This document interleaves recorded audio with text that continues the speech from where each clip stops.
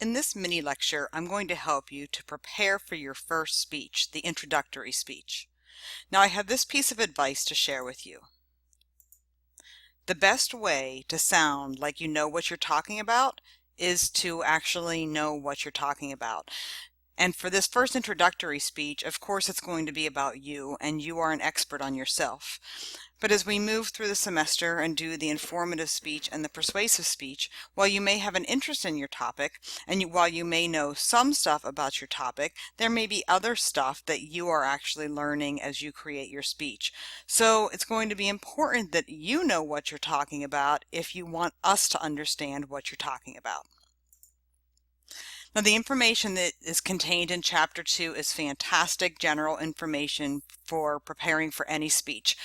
So be sure that you do read Chapter 2 because you will find items on the quiz from Chapter 2.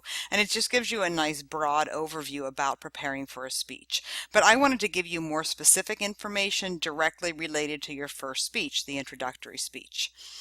Also, be sure to review the information in the module that is titled Resource, Speech Assignment Resources and Guidelines. You will find in that module there are numerous sub-modules that are specifically designed for each speech assignment. There's also information in there about evaluating sources and some additional resources. So please be sure to consult those, and you're going to be starting with the introductory speech module.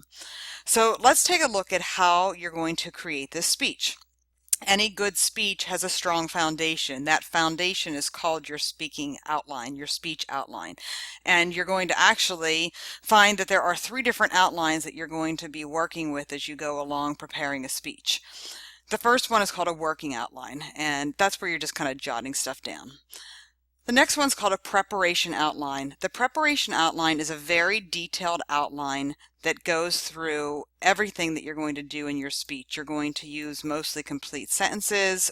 Somebody who did not create the speech should be able to deliver the speech.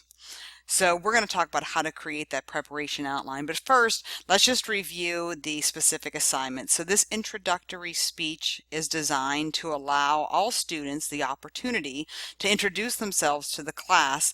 And the reason why we do this is, one, it's a nice first speech that you get to talk about yourself. You don't need to worry about doing any research or anything like that. Also, it allows us to know a little bit about our audience. The understanding our audience is one of the most critical parts of developing any speech. So just some general requirements. The time limit is 2 to 4 minutes.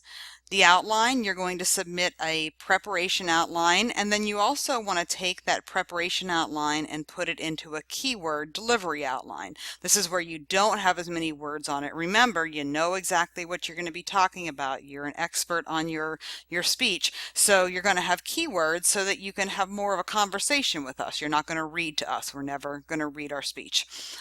You're going to have main points. Now, your main points may be past, present, and future, or they could be any 3 main points about you, anything you want to come up with. As you look through my 2 introductory speeches, I have one that is past, present, and future, and I have one where there's 3 traits that you should know about me. So you have complete flexibility. Whatever you want to do is absolutely fine. Okay, so let's take a look at the preparation outline. The preparation outline, you're going to, of course, have your name at the top. You're then going to have a general purpose, and I'm going to tell you, just type exactly what you see right here and what I have in the sample outline. I will inform the audience about me. That is your general purpose. You're then going to have a specific purpose. Oftentimes this is also called a thesis statement if you took an English class. And this is going to be much more specific. It's going to include your main points. So I will inform the audience about me, including blank, blank, and blank. So if you're doing past, present, and future, you could say my past, what's going on with me today, and my hopes and dreams for the future. If you're doing traits, you could put that in. Whatever it is that you're doing, you want to be sure to include those main points in your specific purpose. Okay. First part of a speech, just as when you write a paper, the first part is an introduction. You want to do something to try to get our attention. You'll find that in my past, present, and future speech, I use quotes. Quotes are perfectly fine to use, and that's okay to do that. In the other speech, I do it a little bit differently. Just something to get our attention, to draw us into your speech. The next thing you're going to want to do is preview your main points. Anytime you're delivering a speech, you're going to tell them what you're going to tell them, and then in the body of the speech, you're going to tell them, and then in the conclusion, you're actually going to summarize and tell them again what you just told them. This is not being redundant. This is not insulting the intelligence of your audience. It's allowing them to get mentally prepared to listen to your speech, so that preview is critical. And then you're going to transition to the first main point. Something as simple as, let me first tell you a little bit about my childhood. Oh, there we go. That's a transition. It tells the audience a clear signal. Oh, okay, they're going to talk about their past. Now, when we look at the body of the outline, we want it to follow a certain structure. So we're going to have, for this speech, say you're going to have 3 main points, and most people will have 3 main points. The main point, you don't just write main point 1, main point 2. So you're going to use some declarative sentence or statement. It may be things about my past. Second main point might be what's going on with me today. Third main point might be my hopes and dreams for the future. That is clear. It tells somebody who is looking at that outline, oh, okay, that's what they're talking about. The subpoints are these parts here that are underneath the main point.